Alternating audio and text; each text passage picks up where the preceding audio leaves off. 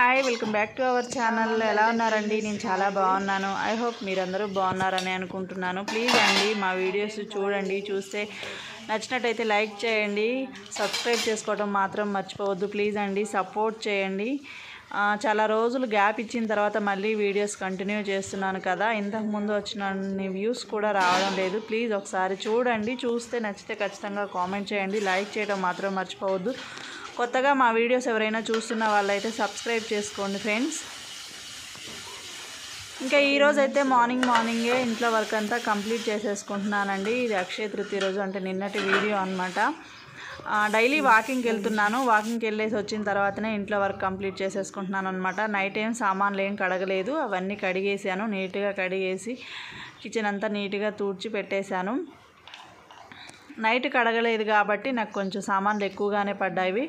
అవన్నీ కడిగేసి నేను ఫ్రెష్ అయిపోయేలోపు మా బాబుని వెజిటేబుల్స్ కట్ చేయమన్నాను అనమాట. మా వారికి బాక్స్ రెడీ చేయాలి కదా, అందుకోసం తను పెద్ద బాబు పొటాటోలు కట్ చేస్తున్నాడు. పొటాటోలు వాటర్లో వేసానండి. నేను కొంచెం లేట్ అవుతుందని చెప్పేసి వాడిని అయితే కొంచెం ఉప్పు నీళ్ళు పెట్టేసి అందులో కట్ చేసి వేయమని చెప్పాను అనమాట.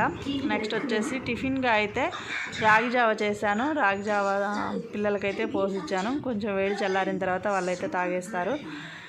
నేనైతే ఇంకా ఈలోపు పూజ అయితే కంప్లీట్ చేసేసుకున్నాను అనమాట. ఈరోజు పెళ్ళి ఉంది అండ్ గృహప్రవేశం కూడా ఉందండి, రెండింటికి అటెండ్ అవ్వాలి. ఇంకా ఈరోజు వచ్చేసి అక్షయ తృతీయ కదండి. నేనైతే పూజ ఈ విధంగా చేసేసుకున్నాను అనమాట.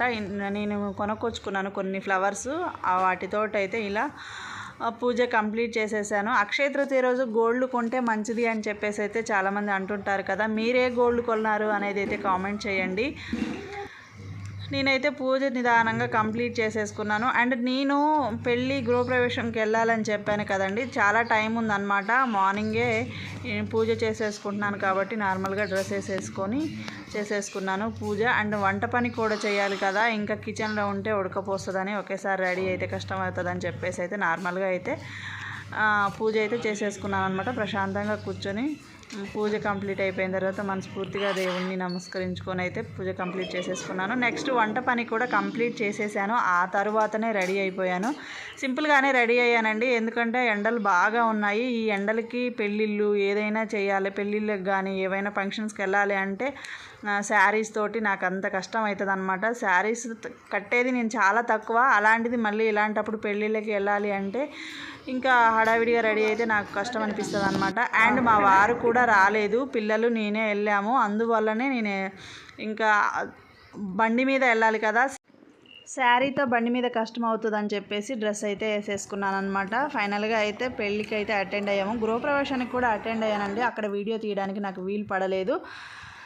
ఇంకా అక్కడే భోజనాలు చేసేసి చిన్నగా రిటర్న్ ఇంటికి వచ్చేసామన్నమాట. ఇదండి ఈరోజు వీడియో. మా వీడియో మీకు నచ్చినట్టయితే లైక్ చేయండి, షేర్ చేయండి, సబ్స్క్రైబ్ చేసుకోండి ఫ్రెండ్స్. Okay friends, bye. మరొక వీడియోతో మళ్ళీ కలుసుకుందాం. Thank you for watching.